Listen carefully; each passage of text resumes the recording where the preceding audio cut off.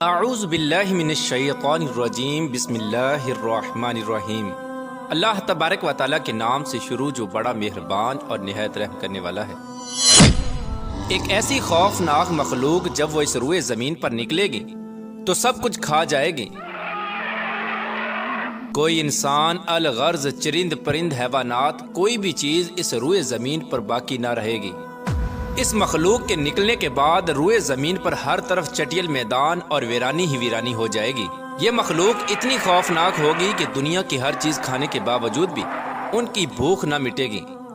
ज़मीन के हर जानदार और बेजान चीज़ों को खाने के बाद ये कौम आसमान वालों को भी खाने का इरादा करेगी। प्यारे दोस्तों, इस तरह की खौफनाक मखलूक के बारे में आपने किस्से कहानियां तो बहुत सुने होंगे, लेकिन क्या आप जानते हैं कि हकीकत में भी कोई ऐसी मखलूक पाई जाती है कि वो इतनी खतरनाक हो कि रुए ज़मीन पर रहने वाली हर चीज़ को खा जाए।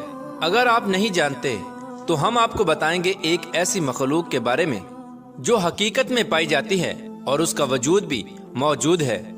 इससे भी ज्यादा खतरनाक बात यह है कि ये मखलूक हमारी इसी दुनिया के अंदर मौजूद है और कैद है। प्यारे दोस्तों, जिस मखलूक के बारे में आज हम जिक्र करने वाले हैं, ये क़यामत की बड़ी निशानियों में से एक निशानी है। ये मखलूक कौन सी है और ये मखलूक कहाँ पर कैद है, और जब ये मखलूक कैद से आज़ाद होगी तो दुनिया के अंदर किस तरह तबाही मचाएगी, उस मखलूक की शक्ल सूरत कैसी होगी और ये लोग तादाद में कितने होंगे, और अल्लाह तबारक व तआला ने इस खौफनाक मखलूक को कैद क्यों कर रखा है। प्यारे दोस्तों, इन तमाम तर सवालात के जवाबात कुरान और हदीस की रोशनी में आज की इस वीडियो में हम आपको बताएंगे। लिहाजा आपसे गुजारिश है कि हमारी इस वीडियो को एंड तक जरूर देखिएगा। यार दोस्तों, ये दुनिया जिस तरह तेजी से बढ़ रही है और वक्त गुजरता चला जा रहा है, दर हकीकत ये दुनिया अपने इख्तिताम की तरफ जा रही है और वो वक्त बहुत करीब है जब दुनिया के अंदर तरह तरह के फितने रूनुमा होंगे और बिल आखिर इस खूबसूरत दुनिया को तबाह बर्बाद कर दिया जाएगा और सब कुछ खत्म हो जाएगा।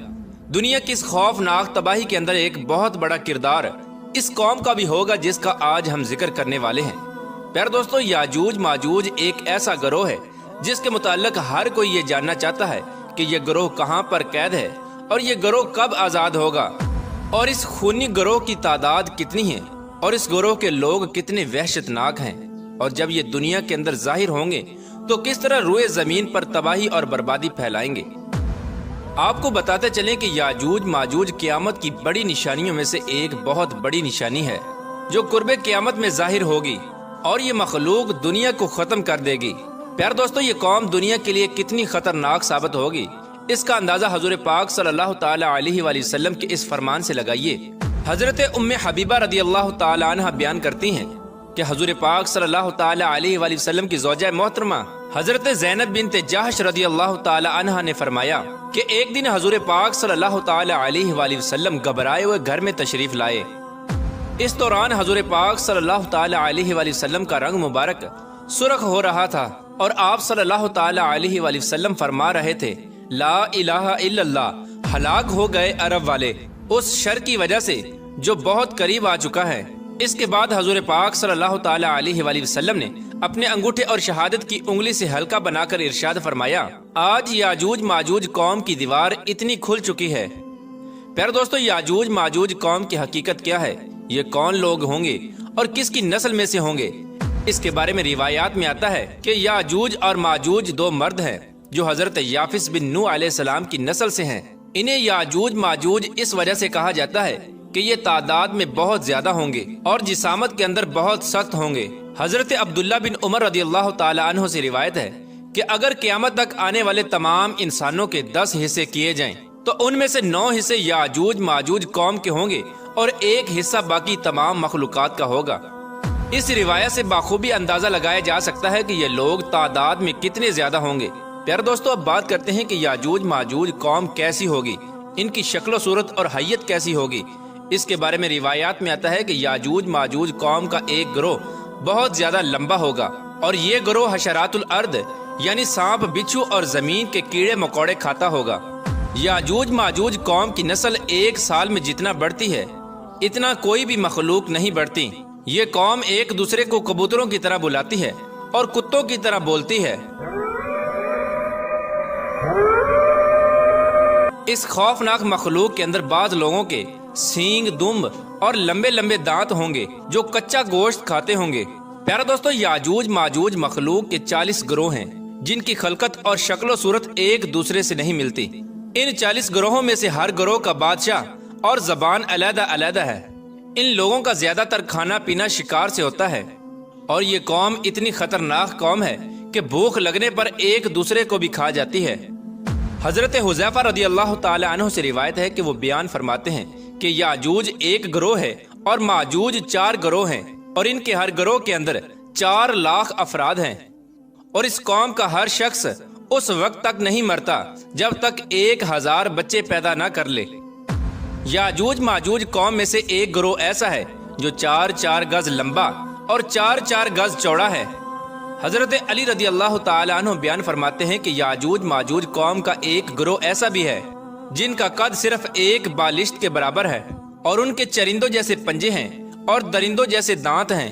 उनके बाल लंबे लंबे हैं जो उनको गर्मी और सर्दी से बचाते हैं और इस गिरोह के कान इतने लंबे हैं कि एक कान में सर्दी और दूसरे कान में गर्मी बसर करते हैं।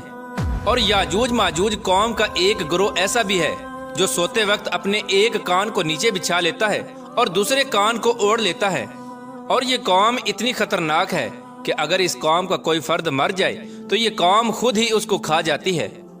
हजरत अकरमा रदी अल्लाह ताला अन्हु बयान फरमाते हैं कि शब असरा की रात अल्लाह तबारक व ताला ने मुझे याजूज माजूज कौम के पास भेजा। मैंने इस कौम को इस्लाम की तबलीग की, लेकिन इस कौम ने इस्लाम को कबूल करने से इनकार कर दिया और ये कौम दोज़की लोगों और शैतानों के हमरा जहन्नम में जाएगी। प्यारे दोस्तों, इस खौफनाक मखलूक को आज से हजारों साल पहले हजरत जुल्करनैन अलैहिस्सलाम ने एक दीवार के पीछे कैद कर दिया था। ये कौम आज तक उसी दीवार के पीछे कैद है और एक मुकर्ररा वक्त में अल्लाह तबारक व तआला इनको आज़ाद करेगा।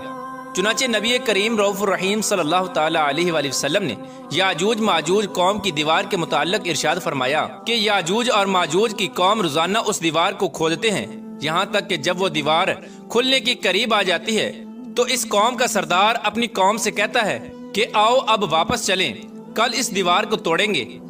आप सल्लल्लाहु ताला अलैहि वसल्लम ने इरशाद फरमाया कि अल्लाह तबारक व तआला उस दीवार को फिर उसी तरह बना देता है जिस तरह वो दीवार पहले थी, यहाँ तक कि जब इस कौम की मुद्दत पूरी हो जाएगी और अल्लाह तबारक व तआला इस कौम को लोगों पर भेजने का इरादा फरमाएगा और क़यामत की इस निशानी के ज़हूर का वक्त करीब आ जाएगा, तो उस वक्त याजूज माजूज कौम का सरदार अपनी कौम से कहेगा कि वापस लौटो, इंशाअल्लाह कल इस दीवार को तोड़ेंगे।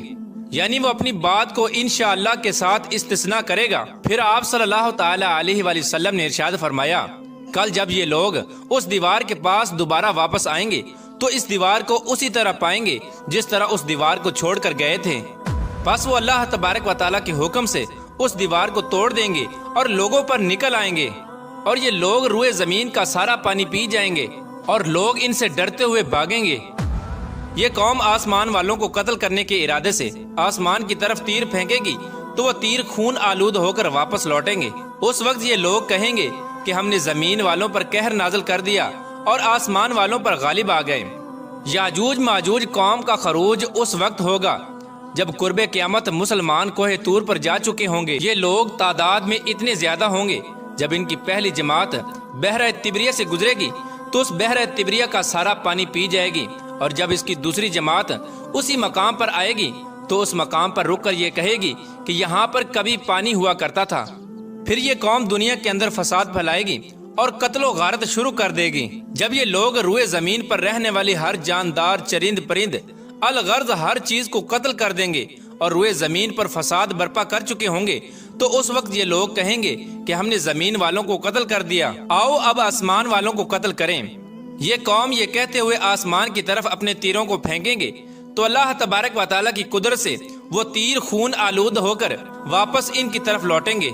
ये कौम उन खून आलूदा तीरों को देखकर बहुत खुश होगी और ये समझेगी कि हमने आसमान वालों को भी कत्ल कर दिया। इसी दौरान ये लोग अपनी अपनी हरकतों में मशगूल होंगे और वहाँ अल्लाह तबारक व तआला के प्यारे नबी हजरत ईसा अलैहिस्सलाम मुसलमानों के हमरा पहाड़ी पर ज़हूर पजीर होंगे। उस वक्त हजरत ईसा अलैहिस्सलाम मुसलमानों के हमरा अल्लाह तबारक व तआला की बारगाह में दुआ करेंगे तो अल्लाह तबारक व तआला इस मखलूक की गर्दनों में एक खास किस्म के कीड़े पैदा कर देगा। उस वक्त याजूज माजूज के तमाम गिरोह एकदम से सब के सब मर जाएंगे। इस कौम के मरने के बाद हजरत ईसा अलैहिस्सलाम मुसलमानों के हमरा पहाड़ से नीचे तशरीफ लाएंगे तो हजरत ईसा अलैहिस्सलाम उस वक्त ये मंजर देखेंगे कि तमाम की तमाम रूए जमीन इनकी लाशों और बदबुओं से भरी पड़ी है और रूए जमीन पर एक बालिश्त भी जगह खाली नहीं है। उस वक्त हजरत ईसा अलैहिस्सलाम अपने साथियों के हमरा अल्लाह तबारक व तआला की बारगाह में एक बार फिर दुआ करेंगे तो अल्लाह तबारक व तआला एक खास किस्म के परिंदे भेजेगा। वो परिंदे याजूज माजूज कौम की लाशों को उठाकर जहाँ पर अल्लाह तबारक व तआला चाहेगा वहाँ पर फेंक आएंगे। याजूज माजूज कौम के जंगी हथियारों को मुसलमान 7 साल तक इस्तेमाल करते रहे। फिर इसके बाद अल्लाह तबारक व तआला आसमान से बारिश बरसाएगा और वो बारिश जमीन को हमवार कर देगी। इस तरह अल्लाह तबारक व तआला याजूज माजूज कौम का खात्मा फरमाएगा और याजूज माजूज क़यामत की सबसे खौफनाक निशानी होगी। अल्लाह तबारक व तआला से दुआ है कि अल्लाह तबारक व तआला कुर्बे क़यामत में जाहिर होने वाले उन तमाम फितनों से हमें बचाए और ईमान की हालत में हमें दुनिया से रुखसत होने की तौफीक अता फरमाए।